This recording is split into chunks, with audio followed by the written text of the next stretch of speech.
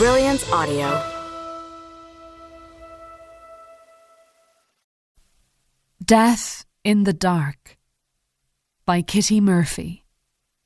Performed by L. Potter. In the corner by the stairs was his very first poster, the one Niall had framed and hung by his mirror at home. In his own bedroom, the plain sheet had pride of place. Here, it was tucked away, the words below, introducing Sparkle McCavity, almost faded to nothing on the damp wall. Where the hell was he? Niall pushed himself up. He had been lying on a plastic-covered foam mattress.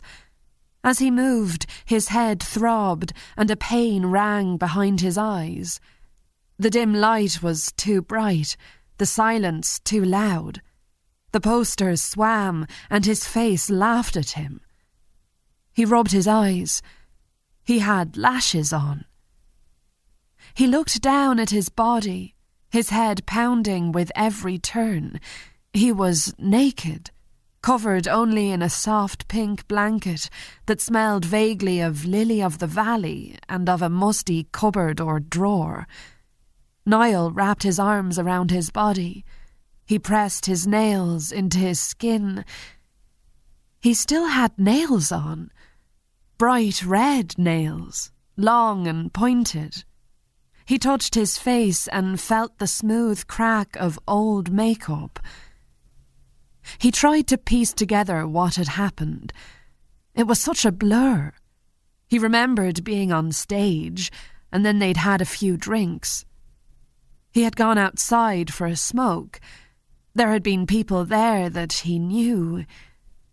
A blinding pain shot through his head.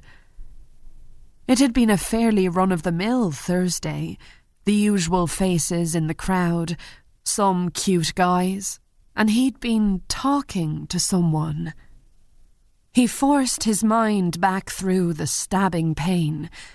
He'd been chatting to a few of the young lads there, just having a laugh like, and his drink had tasted funny.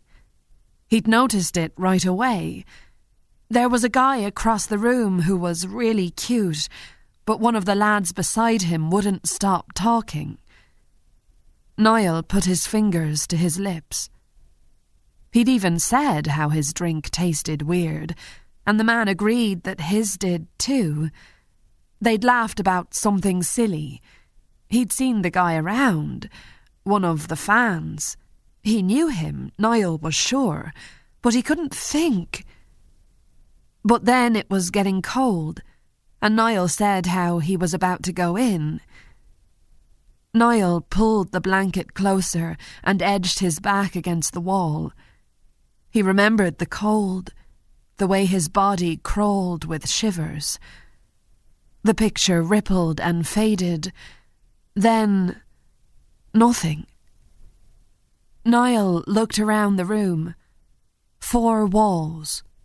What looked like a small toilet in the far corner. The only exit at the top of the stairs. He had to get out of there. Slowly, inch by inch, he tried to stand up, one hand holding the blanket around him, and the other flat against the wall, gripping at the rough plaster under the sequin-covered sheet. Sweat rolled from his body as he pushed on his weak legs to find his balance.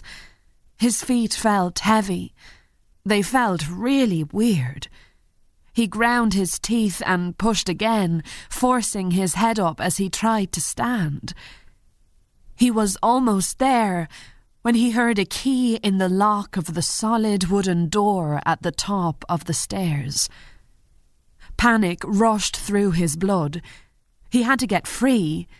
He looked around for something to take hold of, to defend himself with, but as he moved his feet, he found a metal band fixed around his ankle, attached to a thick chain, bolted to the wall.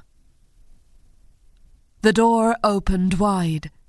The face was in shadow against the light behind it, the body a silhouette.